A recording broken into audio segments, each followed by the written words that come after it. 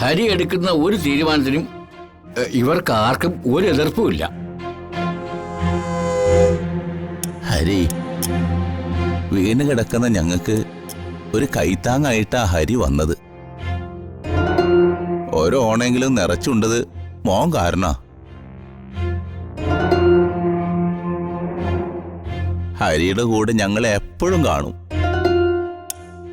മോനെ, ഞങ്ങൾക്ക് കടവും ബാധ്യതകളൊക്കെ ഉണ്ട്. പക്ഷെ എല്ലാവർക്കും 2 സെന്റും 3 സെന്റും ഒക്കെ വെച്ചുണ്ട്. അതെവിടെയെങ്കിലും കൊണ്ടുവച്ച് മോനെ എടുത്താൽ പോലും ഞങ്ങൾക്ക് കുഴപ്പമില്ല.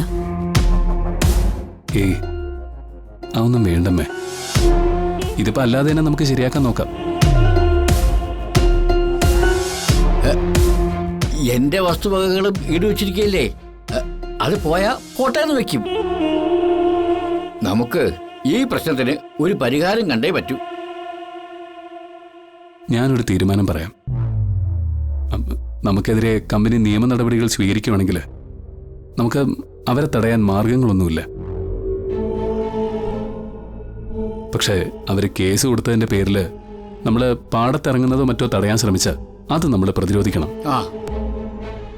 അല്ല, ഈ ജെ.ആർ. എന്നൊരാളെ കുറിച്ച് അവര് വാദോരാതെ പറയുന്നൊക്കെ ഉണ്ട്. എനിക്ക് തോന്നുന്നത് അയാളുടെ എഴുന്നള്ളത്ത് ഒരു പക്ഷെ ഉണ്ടാവും. അങ്ങനെയുള്ളവര് എല്ലാരെയും അടിച്ചമർത്താന്ന് പറഞ്ഞിട്ടാ വരിക. അങ്ങനൊരു വരവ് വന്നാ നിങ്ങള് തൊഴിലാളികളുടെ ശക്തി എന്താണെന്ന് കാണിച്ചു കൊടുക്കണം കേട്ടോ. ഞങ്ങള് പാടത്ത് തന്നെ ഉണ്ടാവും.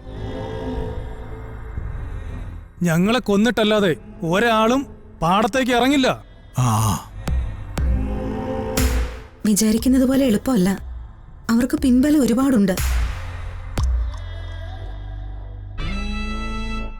അതുകൊണ്ട് കൃത്യമായി ആലോചിച്ചിട്ടേ മറുപടി പറയാവൂ. എനിക്കിനി എങ്ങനെ ആലോചിക്കാനൊന്നുമില്ല. മതി, നിങ്ങളുടെ ഐക്യവും പിന്തുണയും മതി. ഇനി JR അല്ല, അതിന് മുകളിൽ ഏത് കൊല കൊമ്പൻ വന്നാലും അത് ഞാൻ കൈകാര്യം ചെയ്തോളാം.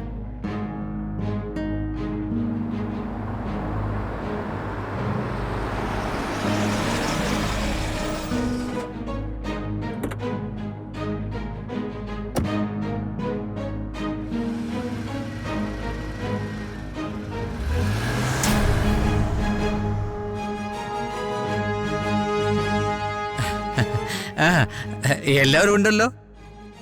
JR വരുന്നുണ്ട്.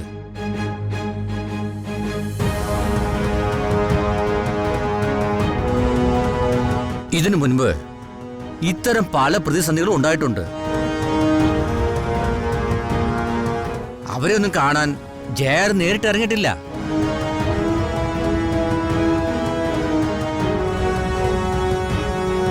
ഇപ്പോഴത്തെ വരവിന്റെ ഉദ്ദേശം എന്താണെന്ന് എനിക്കറിയില്ല. ഒരു കാര്യത്തിൽ ഒരു സംശയം വേണ്ട, ഇത് JR വളരെ ഗൗരവമുള്ള കേസാണ്.